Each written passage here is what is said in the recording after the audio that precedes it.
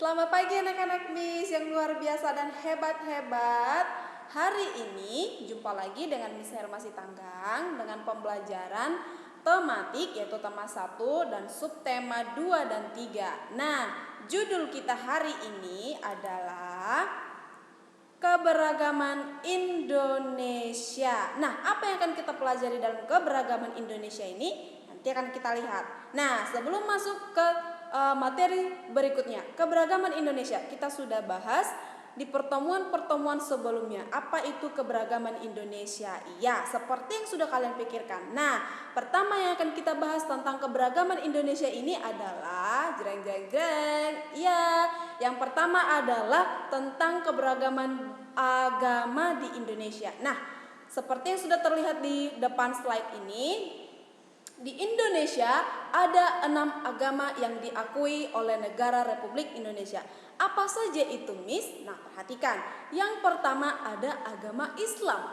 Agama Islam, nama rumah ibadatnya adalah masjid dan hari raya besar mereka namanya adalah Idul Fitri. Ya, terus yang kedua ada agama Kristen atau biasa kita bilang dengan Kristen Protestan. Nah, nama rumah ibadatnya adalah gereja. Dan sedangkan hari besar agama Kristen adalah Natal yang dirayakan pada 25 Desember. Iya, betul. Yang ketiga ada Katolik, masih sama dengan Kristen. Nama rumah ibadatnya adalah gereja, sedangkan hari raya besarnya adalah Natal juga. Nah, yang berikutnya ada Buddha, nama rumah ibadatnya adalah vihara dan hari raya besar agamanya adalah Waisak. Yang berikutnya ada Konghucu, nama rumah ibadatnya adalah Klenteng. Sedangkan hari raya agamanya adalah namanya Imlek, angpau ya kan. Nah, yang berikutnya ada Hindu. Rumah ibadatnya adalah pura, sedangkan hari raya agamanya adalah Galungan. Nah, selesai di agama. Yang berikutnya, keberagaman Indonesia itu apa saja? Yang itu tentang rumah adat. Di setiap provinsi di Indonesia pasti memiliki rumah adatnya yang berbeda-beda. Nah, yang pertama yang mau kita lihat adalah ada di sini rumah gadang. Rumah gadang itu berasal dari Sumatera Barat. Nah, kalian setelah lihat video ini boleh nanti di searching seperti apa aja bentuk-bentuk dari rumah yang ada di Indonesia, di setiap provinsi Indonesia. Seperti contohnya rumah gadang, bagaimana bentuknya? Jika kalian penasaran, boleh dilihat ya nak ya. Terus yang berikutnya ada rumah Baileo. Nah, ini berasal dari Maluku. Rumah yang berikutnya ada juga rumah Tongkonan. Itu berasal dari Sulawesi Selatan. Rumah berikutnya ada rumah Joglo. Ini berasal dari Jawa Tengah. Yang berikutnya ada Honai, berasal dari Papua. Sedangkan yang berikutnya adalah ada Gapura Candi Bentar. Ini berasal dari Bali. Nah, nanti kalian boleh searching di internet untuk melihat bentuk-bentuk dari rumah ini. Nah, yang berikutnya kita juga belajar tentang keberagaman makanan khas daerah di Indonesia. Ya kan? Aduh, jadi ngiler, lapar ya kan? Nah, yang pertama kita lihat dulu nih, makanan khas dari Betawi. Ya, ada di sini gado-gado, kerak telur. Nah, dari Maluku ada yang namanya dabu-dabu sesi. Yang dari Palembang ada yang namanya pempek. Terus yang berikutnya dari Sumatera Barat ada rendang. Nah, ini udah biasa, pasti kalian pernah makan kan? Yang berikutnya ada dari Sumatera Utara yaitu ikan arsik dan bika Ambon. Sekali lagi, ingat ya anak-anak, bika Ambon itu bukan dari Ambon, tetapi dari Sumatera Utara. Yang berikutnya ada lagi dari Kepulauan Riau, makanan khasnya namanya otak-otak. Nah, sampai di sini paham anak-anak tentang makanan daerah, rumah adat dan juga agama itu masuk ke dalam keberagaman Indonesia yang sangat unik-unik dan perlu untuk kita lestarikan, perlu untuk kita jaga dan untuk saling menghormati yang namanya keunikan dari setiap daerah masing-masing. Bukan untuk diejek tetapi untuk dihargai dan dihormati. Nah, kita juga akan belajar tentang Pancasila. Kenapa kita perlu belajar tentang Pancasila?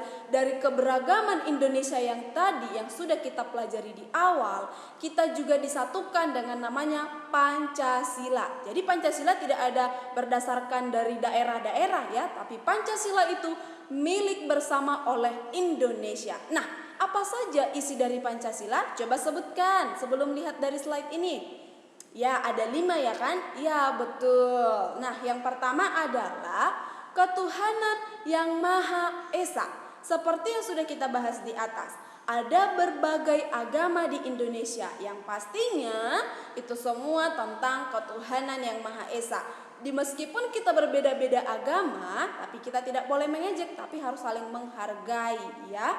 Terus yang berikutnya ada yang namanya kemanusiaan yang adil dan beradab ya. Jadi semua masyarakat yang ada di Indonesia itu harus memiliki yang namanya sikap kemanusiaan yang adil dan beradab. Jadi ketika ada kawan kita yang ekonominya contohnya dia tidak kaya atau ada yang miskin, itu tidak boleh saling mengejek. Kita harus saling menghargai, kita harus saling menyayangi. Ya, tidak boleh dibeda-bedakan teman yang cantik, teman yang jelek, teman yang kaya, teman yang miskin, tidak boleh ya. Terus juga persatuan Indonesia dari keberagaman yang tadi, meskipun agamamu berbeda, sukumu berbeda, tapi kita tetap satu, yaitu Indonesia. Ya, yang berikutnya, kerakyatan yang dipimpin oleh hikmat dan kebijaksanaan dalam permusyawaratan dan perwakilan. Nah, jika ada satu masalah, contohnya nih, Miss kasih tugas sama kalian untuk berkelompok. Nah, ketika melakukan tugas berkelompok, tidak boleh yang namanya dilakukan secara individu. Ketika kalian ingin membagi tugas-tugasnya, contohnya nih, kita bagi tugas aja ya, karena kan daring, kita bagi-bagi tugas. Nah, untuk menentukan bagi-bagi tugasnya boleh dilakukan yang namanya musyawarah bersama ya kan, mencari mufakat supaya dapat solusi yang terbaik. Nah, itu dia pengaplikasian dari Pancasila yang nomor 4. Nomor 5-nya, keadilan sosial bagi seluruh rakyat Indonesia. Seperti yang sudah Miss jelaskan tadi, tidak ada yang namanya perbedaan sosialnya. Ketika dia anak guru, ketika dia polisi, ketika dia dokter, tidak boleh bersama. Jadi dokter sama dokter aja, tidak seperti itu ya. Tetapi apapun profesinya, bagaimanapun keadaan ekonominya, kita semua harus satu, harus saling menghargai, saling menyayangi satu dengan yang lainnya. Oke? Paham anak-anak Miss? Nah, yang berikutnya kita lanjut lagi. Berikutnya ada di sini sebuah teks bacaan yang judulnya adalah toleransi beragama. Mari kita lihat apa ceritanya. Boleh dibaca ya. Ada 2 paragraf, Miss akan bacakan untuk kita semua.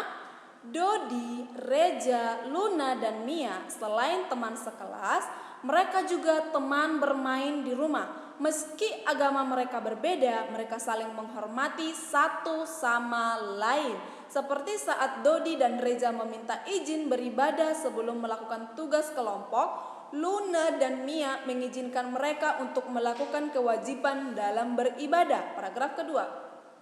Perbedaan agama tidak menjadi penghalang untuk persahabatan mereka. Kali ini mereka bercerita tentang perayaan hari besar agama mereka. Dodi dan Reza yang beragama Islam bercerita tentang perayaan Hari Raya Idul Fitri. Luna juga bercerita tentang keluarga mereka yang merayakan Natal pada tanggal 25 Desember dan pergi bersama-sama ke gereja. Sedangkan Mia yang beragama Hindu juga bercerita tentang kemeriahan pada saat Hari Raya Galungan di kampung halamannya di Bali. Nah, sudah bacakan ceritanya bagaimana persahabatan mereka.